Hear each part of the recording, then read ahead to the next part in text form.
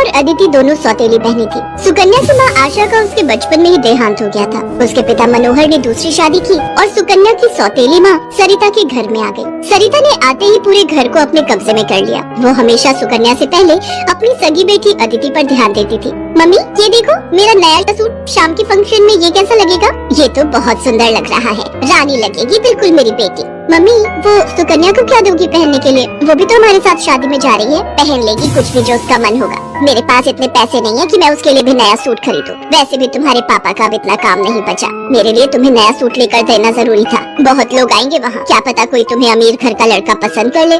अरे सरिता, कभी कभी अपनी बड़ी बेटी सुकन्या के बारे में भी सोच लिया करो। वो बेचारी भी तो शादी लायक है।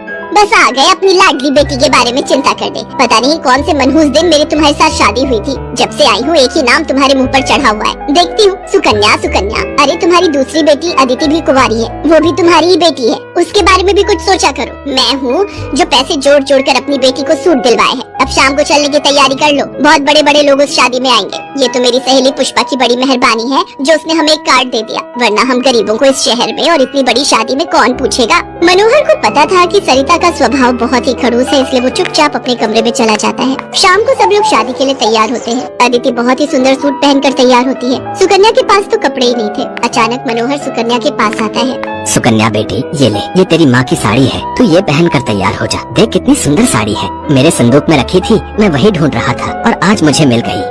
पिताजी ये माँ की साड़ी सचमुच, ये साड़ी तो बहुत सुंदर है। शुक्रिया पिताजी, आज आपने माँ की ये साड़ी देखकर मुझे बहुत खुशी दी है। हाँ बेटी, अब ये साड़ी पहनकर जल्दी से तैयार हो जा, देखना सबसे सुंदर लगेगी मेरी बेटिया।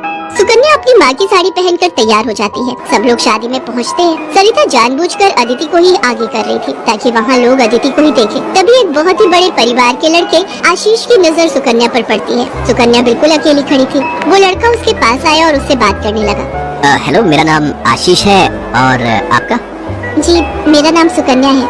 अच्छा नाम है आपका। वैसे आप यहाँ अकेली क्यों खड़ी हैं? चलिए ना, वहाँ डांस फ्लोर पर सब लोग डांस कर रहे हैं। आशीष को सुकन्या से बात करता देख सरिता आशीष के पास आती है। सुकन्या बेटा, तुम्हारे पापा तुम्हें बुला रहे हैं, इनके साथ अदिति डांस कर लेगी।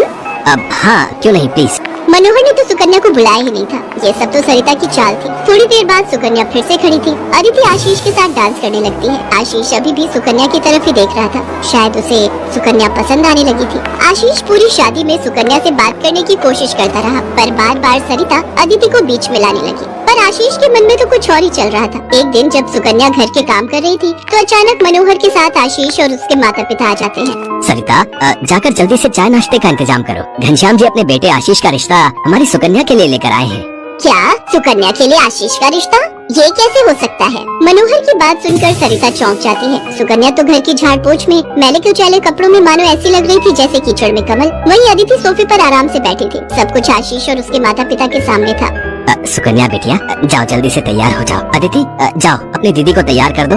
कोई जरूरत नहीं है तुम्हें उसे तैयार करने की। तुम उसकी नौकर नहीं हो जो उसे तैयार करो, अपने आप हो जाएगी तैयार। ये रिश्ता उसके लिए आया है, अदिति उसकी नौकरानी नहीं है। अंदर चल रही सरिता और मनोहर की बातें थोड़ी थोड़ी आशीष और उसके माता पिता के कानों में आ रही थी, इसलिए मनोहर बाहर आ जाता है। मनोहर जी, हमारे बेटे आशीष को आपकी सुकन्या उस दिन बहुत पसंद आई थी और वैसे भी हम आशीष के लिए लड़की ढूंढ ही रहे थे, इसलिए अचानक ही आपको मैंने फोन मिला दिया। मेरी सुकन्या तो बहुत किस्मत वाली है जो आप जैसे इतने बड़े घर का रिश्ता उसके लिए आया, वरना हम तो, मैं आपको क्या ही कहूँ। घनश्याम जी, आपने सचमुच मुझ पर बहुत बड़ा उपकार किया है। नहीं नहीं मनोहर जी, इंसान दिल से अमीर होता है। आपने अपनी बेटी सुकन्या को जो संस्कार दिए हैं वो किसी धन दौलत से कम नहीं।